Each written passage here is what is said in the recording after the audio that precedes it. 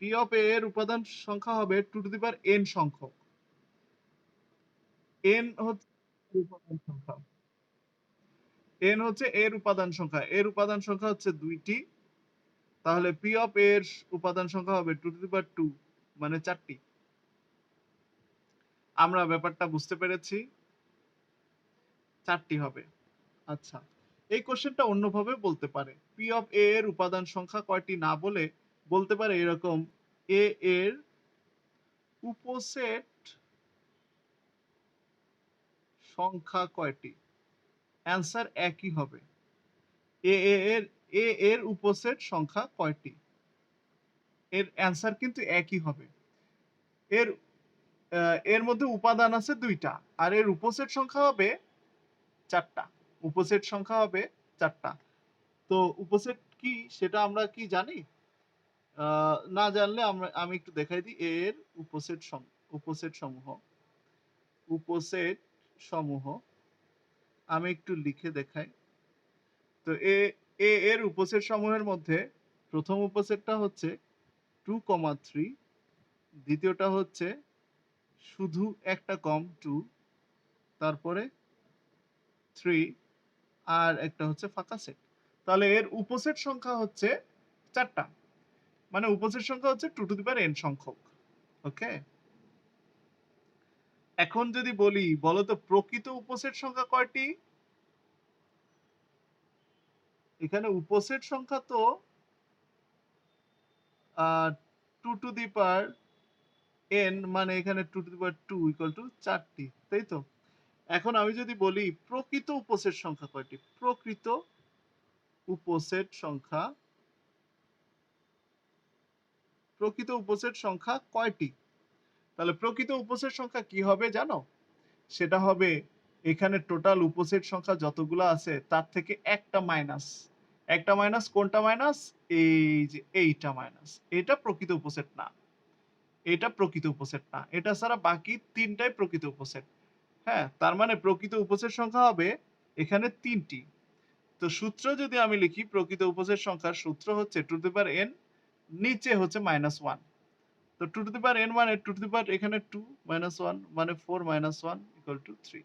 তাহলে প্রকৃত উপসেট সংখ্যা হচ্ছে এই যে ৩ টা এখানে। মানে সূত্রটা দেখো 2 to the power n -1।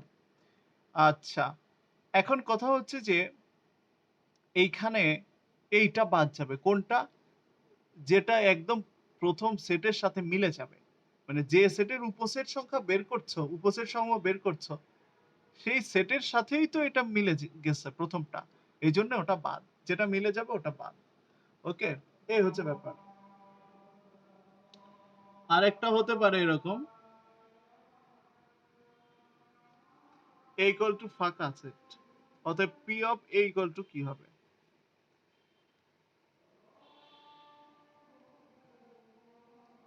P of A equal to এটা হবে। ওকে? আচ্ছা, আরেকটা হতে পারে A ইকুয়াল টু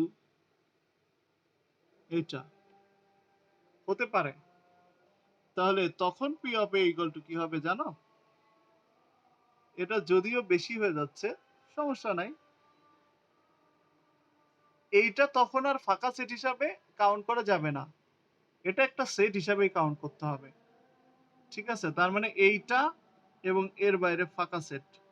তার মানে ২ টা হবে। এক্ষেত্রে পি অফ এ এর উপাদান সংখ্যা ২ টি হবে। ওকে? আশা করি বুঝতে পারছো। এ সেটে কতগুলো উপাদান আছে? কে বলতে পারবা? এ এ সেটে ১ টি উপাদান আছে। তাই? না, এ সেটে কোনো উপাদান নাই। শূন্য। কারণ এর মধ্যে ফাঁকা সেট আছে শুধু। ঠিক আছে? ফাঁকা সেটের কোনো উপাদান সংখ্যা কাউন্টই করা হয় না। মানে যদি শুধু ফাঁকা সেট কোথাও থাকে। হ্যাঁ? শুধু ফাঁকা সেট কোথাও যদি থাকে কোনো সেটে, মানে শুধু ফাঁকা সেট দিয়ে এই সেটটা তৈরি। তাহলে ওটাকে কাউন্টই করা হয় না। বাট আমি যদি বলি এর পাওয়ার সেটে কয়টা উপাদান আছে? তাহলে কিন্তু একটা বলতে হবে। এই পাওয়ার সেটে একটি আছে। ওকে? পাওয়ার সেটে একটি উপাদান আছে। বাট এ এর উপাদান সংখ্যা ০। ওখানে কোনো উপাদানই নাই। আচ্ছা, এইবার এটাতে কয়টি উপাদান আছে? একটি। এটাতে কিন্তু একটি উপাদান আছে। আর এখানে ২ টি। ঠিক আছে? আচ্ছা, এই সেটটা আসলে কি সেট? যদি তোমাকে বলা হয় যে এই সেটটা আসলে কি সেট? তখন তোমাকে বলতে হবে এটা হচ্ছে ফাঁকা সেটের পাওয়ার সেট। দেখো ফাঁকা সেটের পাওয়ার সেট। হ্যাঁ, এইজন্যই আগে পরে সেকেন্ড ব্র্যাকেট লাগানো হইছে। আচ্ছা, ওকে। তো এর মধ্যে আরো জিনিস থাকতে পারে। সেটা হচ্ছে সাপোজ এ আর বি ২ টা সেটের ইন্টারসেকশন এর মান হচ্ছে ফাঁকা সেট। হ্যাঁ, ২ টা সেটের ইন্টারসেকশন করলে মনে করো ফাঁকা সেট পাওয়া যায়। এ আর বি ২ টা সেটের ইন্টারসেকশন করলে ফাঁকা সেট পাওয়া যায় মনে করো। তাহলে এ ও বি কি ধরনের সেট? যে তাদের ইন্টারসেকশন ফাঁকা সেট হলো? কি ধরনের সেট? বলতে হবে এ ও বি নিঃছেদ সেট। মানে তারা ছেদই করে নাই, নিঃছেদ সেট। মানে এর সাথে বির কোনো উপাদানের মিল নাই। এইজন্য নিঃছেদ মানে ছেদ করে নাই তারা। ঠিক আছে? নিঃছেদ সেট। তো এরকমই একটা ঢাকা বোর্ডের কোশ্চেন আমরা দেখতেছিলাম ২১ নাম্বার। সেই কোশ্চেনটা হচ্ছে এরকম, বি সেটের পূরক সেট কোনটি? এখন এখানে তুমি দেখতে পারো আমি জুম করে দেখাচ্ছি জিনিসটা। এখানে বলছে কি বি সেটের পূরক সেট কোনটি? ওকে? তো খুব সুন্দরভাবে দেখা যাচ্ছে বি সেটের পূরক সেট কোনটি? এখন পূরক সেট কোনটা? কোনটা ঠিক আছে? এটা কি ঠিক আছে? B prime equal to union মানে যে ইউনিভার্সাল সেট ছিল মানে সার্বিক সেট তার সাথে ইন্টারসেকশন করে হয় বি প্রাইম? না, হয় না। ইউনিয়ন করে? না, হয় না, বাদ এটা। তাহলে কোনটা সঠিক? সঠিক হচ্ছে এটা। আমরা জানি বি প্রাইম হচ্ছে ইউনিভার্সাল বাদ হচ্ছে বি। ওকে, ইউনিভার্সাল বাদ বি। খুব সহজ এবং মোটামুটি ইম্পোর্টেন্ট ছিল। আচ্ছা, এরপরে যেটা বেশি সংখ্যকবার আসে সেটা হচ্ছে এই যে উপসেট সংখ্যা নিয়ে। ইউ সেটের উপসেট সংখ্যা 64 হলে ইউ সেটের সদস্য সংখ্যা কত? ব্যাপারটা কি বুঝতে পারছো? উপসেট সংখ্যা 64, সদস্য সংখ্যা কত? এখন আমি একটা এক্সাম্পল দিয়েছিলাম এখানে এই যে এ সেট নিয়ে। এটা হচ্ছে সদস্য বা উপাদান সংখ্যা। তো দেখো এর উপসেট সংখ্যা দেয়া আছে 4 মনে করো। তাহলে এর উপাদান সংখ্যা কত? 2 এর পাওয়ার কত দিলে 4 হয়? এর উপাদান সংখ্যা তত। হ্যাঁ, ব্যাপারটা বুঝলা কিনা? দেখো মনে করো এ হচ্ছে একটা সেট এই যে এবিসি। এর উপাদান সংখ্যা কত? এর উপাদান সংখ্যা হচ্ছে ৩ টি বা সদস্য সংখ্যা ৩ টি। আর এর উপসেট সংখ্যা উপসেট সংখ্যা হচ্ছে 2 টু দি পাওয়ার n টি। সেটা আমরা জানি সূত্র সহ। হ্যাঁ? তাহলে 2 টু দি পাওয়ার n মানে 2 টু দি পাওয়ার 3 মানে ৮ টি। এখন আমি যদি উল্টাভাবে কোশ্চেন করি যে কোন একটা সেট আছে মনে করো বি, সেই বি সেটের উপসেট সংখ্যা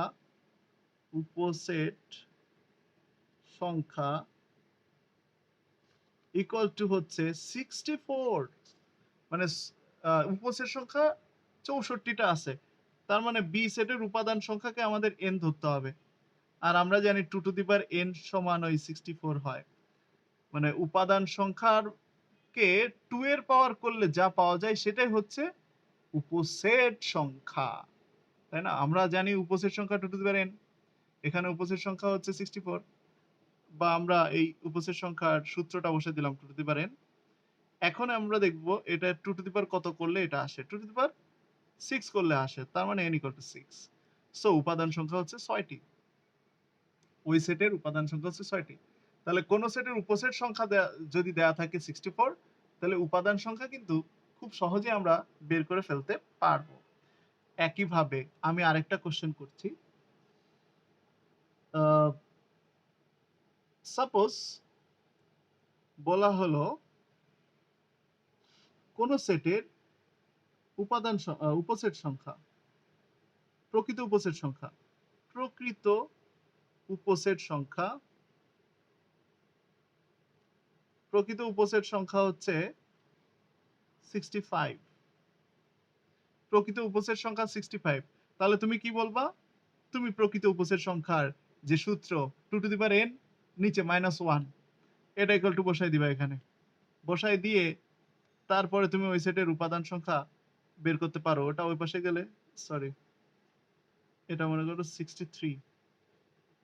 হ্যাঁ, মাত্র বানাইলাম তো 63। তাহলে এটা ওপাশে গিয়ে কি হয়ে যায় 64 বা 2 to the power n equal to 2 to the power এটা হচ্ছে 6। তাহলে n ইকুয়াল টু 6। তাহলে সদস্য সংখ্যা আমরা পেয়ে গেলাম, ওই সেটের সদস্য সংখ্যাটা পেয়ে গেলাম। তাহলে প্রকৃত উপসেট সংখ্যা দেয়া থাকলেও তার সূত্র আমরা ব্যবহার করে এই সদস্য সংখ্যা পেয়ে গেলাম, মানে n এর মান পেয়ে গেলাম। আশা করি জিনিসটা আমরা সবাই বুঝতে পেরেছি। ওকে, এর মধ্যে আরো অনেক অনেক কোশ্চেন হয়, তোমরা নিজেরা সলভ করলে ভালো হইতো। কারণ হচ্ছে কোনটা প্রবলেম হয়েছে সেটা কিন্তু খুঁজে বের করতে পারতাম আমরা, মানে সেটা সলভ করতে পারতাম আর কি। আচ্ছা, তো চলো আরেকটা দেখি। এ ও বি মানে এ সেট বি সেটের প্রকৃত উপসেট, এ সেট বি সেটের প্রকৃত উপসেট যদি হয় তাহলে কোন সম্পর্কটি সঠিক? জিনিসটা আমি একটু জুম করে দেখাই। এখানে দেখো কোন সম্পর্কটি সঠিক। এ সেট এ সেটের প্রকৃত উপসেট মানে যে 8 নাম্বারটা, এ সেটের প্রকৃত উপসেট বি যদি হয় তাহলে কোন সম্পর্কটি সঠিক? তার মানে বি, বি প্রকৃত উপসেট কার? না সরি, এ সেট বি সেটের প্রকৃত উপসেট, মানে এই প্রকৃত উপসেট কার? বি। তো প্রকৃত উপসেট চিহ্ন কি রকম হয়? এই যে এরকম হয়, এই যে এটা মানে এ বি এর প্রকৃত উপসেট। ওকে, এটা হচ্ছে প্রকৃত উপসেট চিহ্ন। নিচে এইটা থাকতেও পারে নাও পারে, এর নিচে এই জিনিসটা থাকতেও পারে নাও পারে, প্রকৃত উপসেট চিহ্ন এটা। শুধু এই যে এই বাঁকাটা ইউজ করলে প্রকৃত উপসেট বুঝে যাবে। তো আশা করি আমরা এইগুলা বুঝতে পেরেছি। এখন আরেকটা জিনিস এখানে আছে, সেটা হচ্ছে এই যে এটা, এই যে এটা দেখো, বোর্ডের গুলা দেখে দেখে পড়লে খুব ভালো হয়, বোর্ডের বা স্কুলের গুলা, ঠিক আছে, দেখে দেখে পড়লে খুব ভালো হয়, কারণ এগুলো থেকে কোশ্চেন আসে, বোর্ড অথবা স্কুল। হ্যাঁ, আচ্ছা দেখো, X Y Q equal to Y X, তাহলে পি মাইনাস কিউ এটা ইকুয়াল টু কত? মাইনাস বলতে এখানে ডিফারেন্স সেটকে বোঝাচ্ছে বা বাদ সেটকে বোঝাচ্ছে, অর্থাৎ পি থেকে কিউ বাদ দিলে কি কি বাদ বাদ পড়ে। এর মধ্যে এক্স ওয়াই ছিল, এর মধ্যে ওয়াই এক্স ছিল, তার মানে একই জিনিস দুই জায়গায় আছে, তাহলে দুইটাই বাদ পড়ে যাবে। তাহলে দুইটাই যদি বাদ পড়ে যায় থাকে কি? কিছুই না, ফাঁকা থাকে। ওকে, ব্যাপারটা কি আমরা বুঝতে পারছি না? এক্সাম্পল দিয়ে আবার বুঝাবো। মানে এর মধ্যেও এক্স ওয়াই আছে, এর মধ্যেও এক্স ওয়াই আছে, এখন বাদ দিতে বলছে, তো পি থেকে এক্স ওয়াই যদি আমি বাদ দিয়ে দিই কিছু থাকে? কিছুই না, মানে ফাঁকা সেট থাকবে। আচ্ছা, আশা করা যায় ব্যাপারটা আমরা বুঝতে পেরেছি। ওকে, আরেকটা জিনিস আমি বুঝাই। মনে করো এ একটা সেট, এ এর উপাদান সংখ্যা 2টি, আর বি একটা সেট, বি এর উপাদান সংখ্যা 3টি।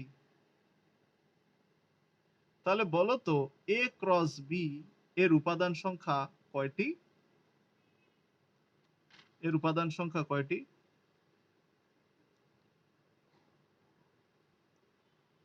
কে পারবা? এর উপাদান সংখ্যা কয়টি? আচ্ছা, এর উপাদান সংখ্যা হবে কিভাবে জানো? আমরা যদি এইগুলা গুণ করি, এই যে এটার সাথে এ বির সাথে প্রত্যেকটা যদি গুণ করি, তাহলে দেখো এ কমা 3 গুণ করা মানে কি? কমা আকারে লেখা, সেটা আমরা জানি। a,3 a,4 a,5 তার মানে 3টা হয়ে গেল। আবার b দিয়েও আরো 3টা। তার মানে টোটাল হলো 6টা। মানে এই দুইটার উপাদান সংখ্যার গুণফলই হবে এই দুইটার উপাদান সংখ্যার গুণফলই হবে এই গুণের উপাদান সংখ্যাটা। ঠিক আছে? গুণফলের উপাদান সংখ্যাটা। তাহলে গুণফলের উপাদান সংখ্যা হবে 6টা। আমরা নিশ্চয়ই বুঝতে পারছি। এটাও কিন্তু মোটামুটি ইম্পোর্টেন্ট একটা অবজেক্টিভ। তো আশা করি জিনিসগুলো আমরা বুঝতে পারতেছি। আচ্ছা। মাথার উপর যদি সি থাকে এটা মানে পূরক।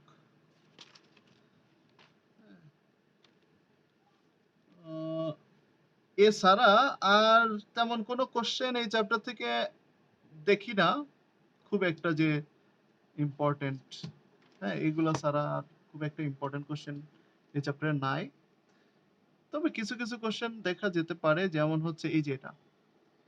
হ্যাঁ, এই জিনিসটা কি বলছে? দেখো, এটা কি বলছে? যে x belongs to n মানে স্বাভাবিক সংখ্যা। স্বাভাবিক সংখ্যা শুরুই হয় ১ থেকে। তো ১ এর নিচে কোনো ছোট স্বাভাবিক সংখ্যা হতে পারে নাকি? স্বাভাবিক সংখ্যা স্টার্টই হয় ১ থেকে। তো ১ এর নিচে কোনো স্বাভাবিক সংখ্যা নাই। আবার x মৌলিক কি আবার কই? এই যে এটা, হ্যাঁ। সেটির উপাদান সংখ্যা কত? তো ১ এর নিচে কোনো স্বাভাবিক সংখ্যা নাই না মানে উপাদান সংখ্যা 0। ওকে। ইন্টারেস্টিং ব্যাপারটা। আচ্ছা, এইটা কি বলছে যে ২৩ থেকে বড়, ২৯ থেকে ছোট কতগুলা মৌলিক সংখ্যা আছে? তো মনে করো ২৩ থেকে বড় মৌলিক সংখ্যা কি, কি? ২৩ থেকে বড় মৌলিক সংখ্যা কি, কি আছে? ২৩ ২৩ আর হচ্ছে ২৯ এর মাঝে কোনো মৌলিক সংখ্যা নাই। ঠিক আছে? তার মানে ফাঁকা সেট হবে। এই সেটটা কি হবে? ফাঁকা সেট। আশা করি জিনিসটা বুঝতে পারছো। তোমরা আচ্ছা। আচ্ছা, কারোর কোনো কোয়েশ্চেন আছে? অন্য কোনো কোয়েশ্চেন আছে?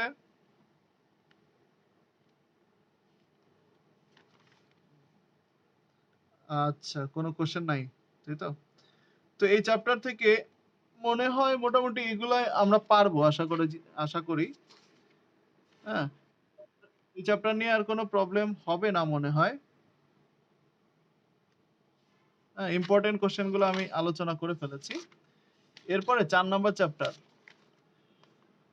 2, 3 আর 4 ছিল। গতদিন 3 নাম্বার চ্যাপ্টার আলোচনা করেছিলাম।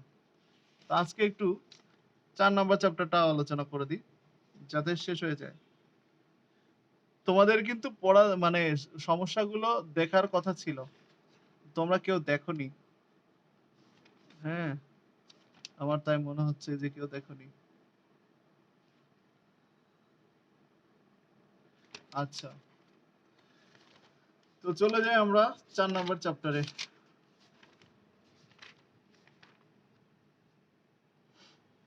৪ নাম্বার চ্যাপ্টার অনেক ইম্পোর্টেন্ট চ্যাপ্টার।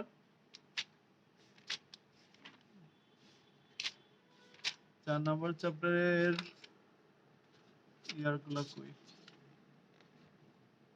এই যে এটা।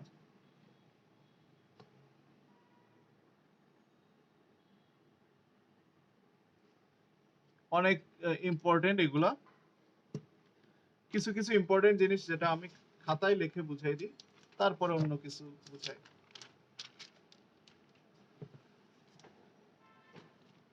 দেখো,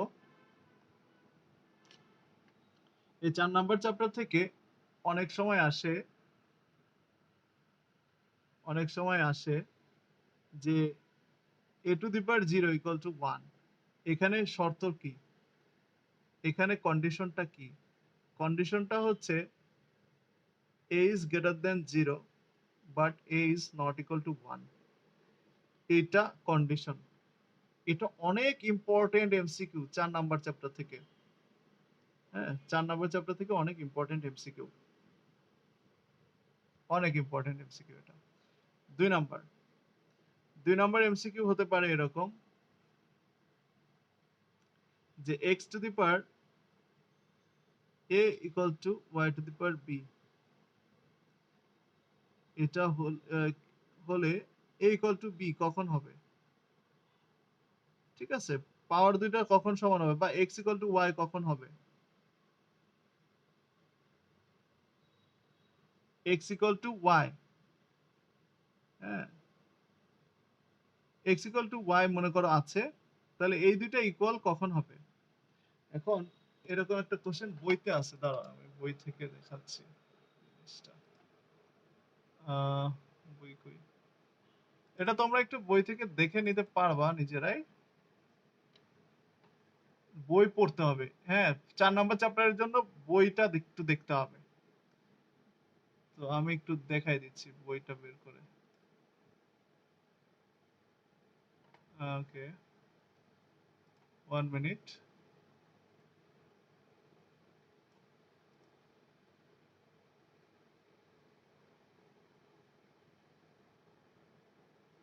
আজকে এমসিকিউ আমরা একটু বেশি বেশি দেখবো আজকে।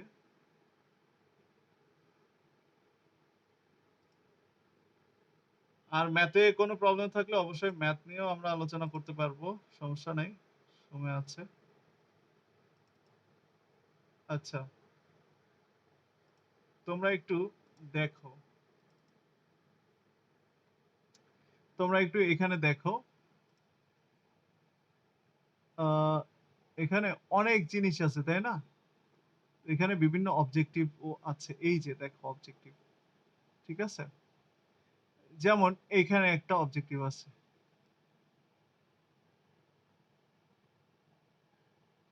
এগুলো কিন্তু অবজেক্টিভ, ওকে? এই যে এটা আমি একটু আগে যেটা দেখাইছি। আচ্ছা, পেজ নাম্বারটা তোমরা দেখে নিতে পারো, ওকে? আরো এর উপরে কতগুলো অবজেক্ট ছিল, কিছু দেখা যায় না? এবার দেখা যায়?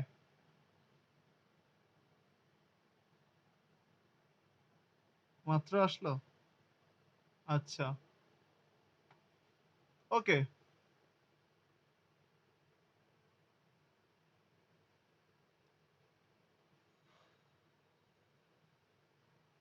আমরা কি দেখতেছিলাম একটু আগে?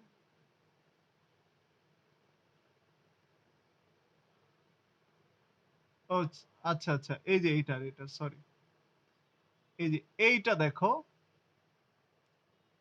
কোনো কোশ্চেন আছে কারোর? কি যেন লিখতেছো তোমরা? নেটের প্রবলেম মেবি। আচ্ছা আচ্ছা, তো যাই হোক, এখানে দেখো a two the power x equal to a two the power y হবে যদি x ইকুয়াল টু y হয়। তো সেটা কখন, তার কন্ডিশন হচ্ছে a is greater than 0 এবং a is not equal to 1। আর এখানে এখানে just a is not equal to 0 হবে, এটা দিলেই হয়ে যাবে। তো এটার কন্ডিশন আছে, এটার কন্ডিশনটাও আছে। আম, এখানে উপরে চলে যায়, এই যে a is not equal to 0, a to the power 0 equal to 1 তখনই হবে যখন a is not equal to 0 হবে, ওকে? তো সেটা আমরা বুঝতে পেরেছি যে এই দুই একটা কন্ডিশন, এটা হচ্ছে 4.1, এগুলো থেকে দুই একটা কন্ডিশন আছে যেগুলো অনেক ইম্পর্টেন্ট, হ্যাঁ, এগুলো অনেক ইম্পর্টেন্ট। আর এই যে লগের ক্ষেত্রে, লগের ক্ষেত্রে মনে করো এই যে কোনো লগের ক্ষেত্রে বেজের যে জিনিসটা ছিল সেটা হচ্ছে a is greater than 0, a is not equal to 1। এই যে বেসগুলা যে ইউজ হচ্ছে এগুলার ক্ষেত্রে এই বেস সবসময় 0 থেকে বড় বাট 1 হতে পারবে না। লগের ক্ষেত্রে এই বেস সবসময় 0 থেকে বড় বাট 1 হতে পারবে না, ওকে? তো আমরা এটাও দেখে নিলাম, এগুলো ইম্পর্টেন্ট এমসিকিউ, অনেক ইম্পর্টেন্ট। আর এই ক্ষেত্রে দেখো, তোমরা নিশ্চয়ই দেখতে পাচ্ছ, আমি আর একটু জুম করি এটা। আচ্ছা, এটা নিশ্চয়ই দেখতে পাচ্ছ, এটা হচ্ছে বৈজ্ঞানিক আকার, ওকে? এটা হচ্ছে বৈজ্ঞানিক আকার। এখন এই বৈজ্ঞানিক আকারে যদি প্রকাশ করি আমরা, হ্যাঁ, এটাকে যদি আমরা বৈজ্ঞানিক আকারে প্রকাশ করি, ভালো করে দেখা যাচ্ছে? হ্যাঁ, এবার দেখা যাচ্ছে সুন্দর। এটা হচ্ছে বৈজ্ঞানিক আকার। যদি বৈজ্ঞানিক আকারে আমি প্রকাশ করি, তাহলে এর কন্ডিশন হতে হবে এই জিনিসটা। তার মানে এই এটা 1 এর সমান অথবা 1 থেকে বড় হতে পারবে, বাট 10 থেকে ছোট হবে। আমার কথা বুঝছো? এর মান সর্বনিম্ন 1 হতে পারবে। মানে হচ্ছে এই পয়েন্টের আগে একটা ডিজিট রাখতে হবে। এই যে এই সংখ্যাটাই মনে করো a, তাহলে এই এর মান সর্বনিম্ন কি হতে পারবে? 1 হতে হবে। ঠিক আছে? মেন কথা হচ্ছে পয়েন্টের আগে একটা ডিজিট রাখতেই হবে। তো পয়েন্টের আগে একটা ডিজিট যদি তুমি মিনিমাম রাখতে চাও, তাহলে 1.00 রাখতে পারো। এর থেকে ছোট তো আর কিছুই হয় না। তারপরে 1.2, 2.3, 3.4, এখানে সর্বোচ্চ কত রাখতে পারো? এখানে সর্বোচ্চ 9.9999 পর্যন্ত রাখতে পারো। বাট 10 রাখতে পারবা না। 10 থেকে ছোট 10 রাখা যাবে না এই প্রথমে। 10 যদি তুমি পয়েন্টের আগে রাখো, তাহলে তো ২ টা ডিজিট হয়ে গেল পয়েন্টের আগে। বাট পয়েন্টের আগে শর্ত হচ্ছে একটা ডিজিট থাকতে হবে। তার মানে সেটা পয়েন্টের আগের ডিজিটটা আসলে 10 থেকে ছোটই হবে। ঠিক আছে? সো আমরা বুঝছি আবার যে a এর কন্ডিশন হবে 1 এর সমান অথবা 1 থেকে বড়, 10 থেকে ছোট। এটা প্রচুর আসে, প্রচুর, প্রচুর আসে। ইম্পোর্টেন্ট। দাগায় নাও। ঠিক আছে? প্রচুর আসে। এরপরে আমি এই যে জিনিসগুলা দেখাচ্ছি এখানে, এই জিনিসগুলা সুন্দর মতো দাগায় নাও। ঠিক আছে? যে স্বাভাবিক লগারিদম, স্কটল্যান্ডের গণিতবিদ, স্বাভাবিক মানে কি? Natural logarithm. হ্যাঁ, সংক্ষেপে এটাকে এলএন বলা হয়। এই যে এলএন। এটাকে আবার ভিত্তিক লগারিদমও বলা যায়। ঠিক আছে? যেখানে এর মান হচ্ছে 2.71828। ঠিক আছে? ভিত্তিক লগারিদমও বলা হয়, নেপেরিয়ান লগারিদম বলা হয়, তত্ত্বীয় লগারিদমও বলা যায়। এই লগারিদমের নাম হচ্ছে এতগুলা। জন নেপিয়ার আবিষ্কার করেছিলেন। ঠিক আছে? জন নেপিয়ার আবিষ্কার করেছিলেন ১৬১৪ সালে। ওকে? এটা শুধু বীজগণিতিক কাজেই ব্যবহার করা হয়। এই যে নিচে লেখা আছে। ভিত্তিককে ব্যবহার করা হয় বীজগণিতের কাজে। আমরা আশা করি জিনিসটা বুঝতে পারছি। এরপরে এর ১০ বছর পরেই হেনরি ব্রিগস লগারিদম আবিষ্কার করেন ১৬২৪ সালে, যেটা ১০ ভিত্তিক লগারিদম, যেখানে লগ টেবিল নামে একটা টেবিল ব্যবহার করা হয়। ১০ ভিত্তিক লগারিদম যেখানে লগ টেবিল নামে একটা টেবিল ব্যবহার করা হয়। সে টেবিল থেকে মান আর কি ধরে নিয়ে আসা হয়। এটাকে ব্রিগস লগারিদম, 10 ভিত্তিক লগারিদম, ব্যবহারিক লগারিদম বলা যায়। এটা শুধুমাত্র সংখ্যার ক্ষেত্রে ব্যবহার করা হয়। 10 ভিত্তিক লগারিদম বিভিন্ন সংখ্যার ক্ষেত্রে ব্যবহার করা হয়। তো আশা করি এই ২ টা জিনিস তোমরা অবশ্যই ভালো করে পড়বা। ঠিক আছে? তাহলে এটা বুঝতে পারবা। আচ্ছা, ওকে, আমরা এই যে আবার ওই কন্ডিশনটা এখানে দিচ্ছে, দেখছো? এটা অনেক হিউজ ইম্পর্টেন্ট। হিউজ। না বললেই নয়। এরপরে আমরা অংশক আর পূর্ণক দেখব। এখন অংশক পূর্ণক দেখার জন্য আমরা চলে আসি খাতায়। আমরা অংশক পূর্ণক দেখার জন্য খাতায় চলে আসব। হ্যাঁ? যদি কোনো তুমি অংশক পূর্ণক দেখতে চাও, আর সূত্রগুলা ডেফিনেটলি পড়ে যাব। সবগুলো সূত্রই দেখতে হবে। ওকে? সূত্র যেগুলা আছে। এখন আমি জাস্ট অংশক আর পূর্ণক দেখাবো।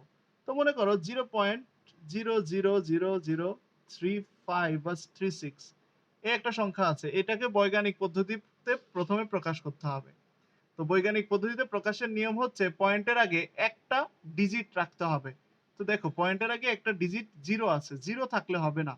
মিনিমাম 1 রাখতে হবে। কন্ডিশনে তো ছিলই যে 1 এর সমান অথবা 1 থেকে বড় হতে হবে আর 10 থেকে ছোট হতে হবে। হ্যাঁ? সো এখানে 0 পয়েন্ট রাখা যাবে না। সো এই পয়েন্টটা যদি এখানে না রাখা যায়, এই পয়েন্টটা তুলে ওখানে নিয়ে বসাতে হবে।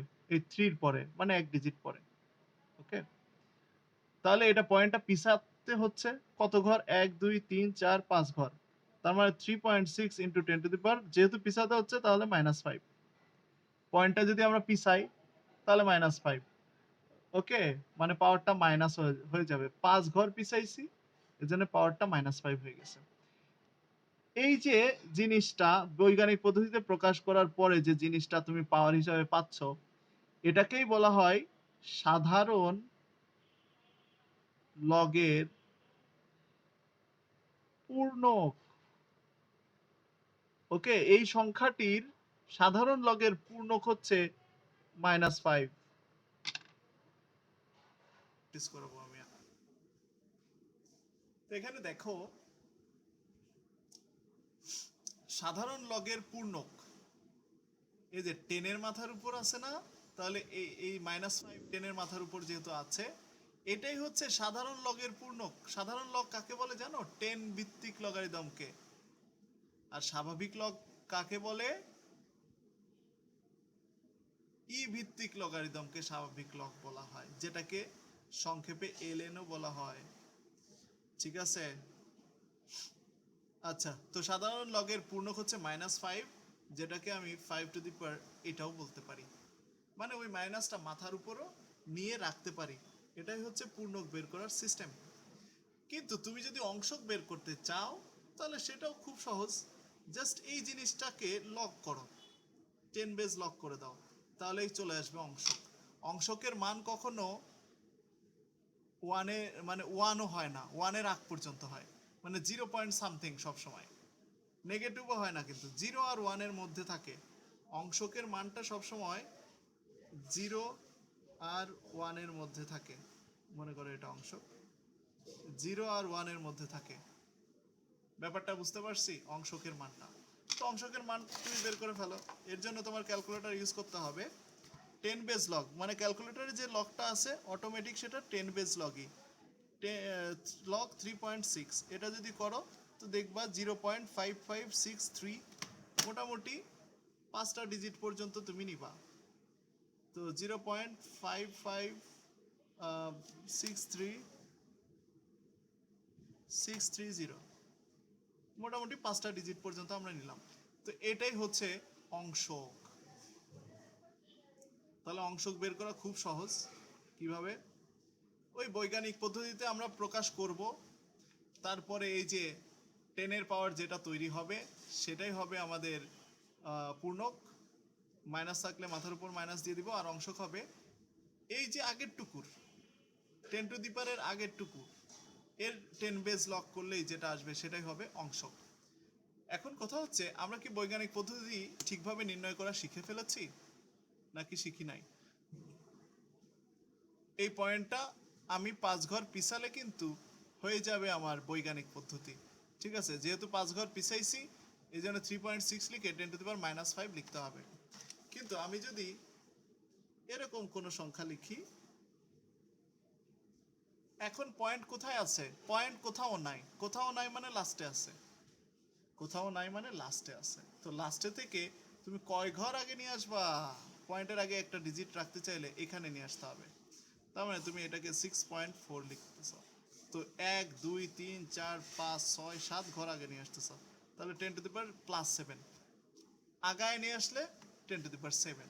হ্যাঁ, কোনো নেগেটিভ চিহ্ন হবে না। তো এখানে কি পূর্ণক? এখানে পূর্ণক হচ্ছে 7, আর এখানে অংশক কি? অংশক তাহলে এই যে এইটার 10 বেজ লগারিদম 6.4। তো এটা যদি 10 বেজ লগারিদম আমরা করি তাহলে দেখো ওই জাস্ট লগ তুললেই 10 বেজ লগারিদম। ক্যালকুলেটরে যে লগ আছে ওটাই 10 বেজ। লগ 6.4, 6.4 আমরা লিখলাম, আর চলে আসলো আমাদের 0.806179, 0.80618 লিখে দিলাম। 79 আছে তো 8 লিখে দিলাম। তো এটা হচ্ছে পূর্ণক, কি অংশক। তো আমরা নিশ্চয়ই পূর্ণক আর অংশক ব্যাপারটা একদম ক্লিয়ার হয়ে গিয়েছি। তো যদি একদম ক্লিয়ার হয়ে যায় তাহলে এই চ্যাপ্টার থেকে আর কোনো সমস্যা নাই। হ্যাঁ, এই চ্যাপ্টারের যে ইম্পর্টেন্ট আর একটা জিনিস ছিল সেটাও আমি বলে দিই। এই দুটো তো ইম্পর্টেন্ট আছেই, অনেক ইম্পর্টেন্ট। আরেকটা জিনিস ছিল, এই যে বৈজ্ঞানিক পদ্ধতি দিয়ে যদি আমি লিখি, তাহলে এটার লজিকটা কি, হ্যাঁ রেঞ্জটা কি। এটার রেঞ্জ হচ্ছে এরকম যে 1 এর সমান অথবা 1 থেকে বড় আর 10 থেকে ছোট। Huge important. আশা করি জিনিসগুলো তোমরা সবাই বুঝছো। আর সূত্র টুত্র তো পড়বাই। তো আর হচ্ছে এই যে স্বাভাবিক লগারিদম, এটাকে সংক্ষেপে এলএন লগারিদম বলা হয় বা ই ভিত্তিক লগারিদম বলা হয়। ঠিক আছে, ই এর মান আছে 2.71 সামথিং। ঠিক আছে, এইগুলোও একটু তুমি পড়ে যাবা, না পড়লে হবে না, এগুলো পড়বা আর কি। নেক্সট দিন আমি এই 3টা চ্যাপ্টারের উপর এমসিকিউ পরীক্ষা নিব। ঠিক আছে, নেক্সট দিন বলতে কবে দিবা? কালকে কি এমসিকিউ পরীক্ষা দিতে পারবা? আগামীকাল? কেন? ক্লাসের মধ্যে টেস্ট দিতে গেলে আসলে আমাদের সময় কম পড়ে যাবে। আমার মনে হয় কালকে রাতে দাও, সন্ধ্যার পরে দাও।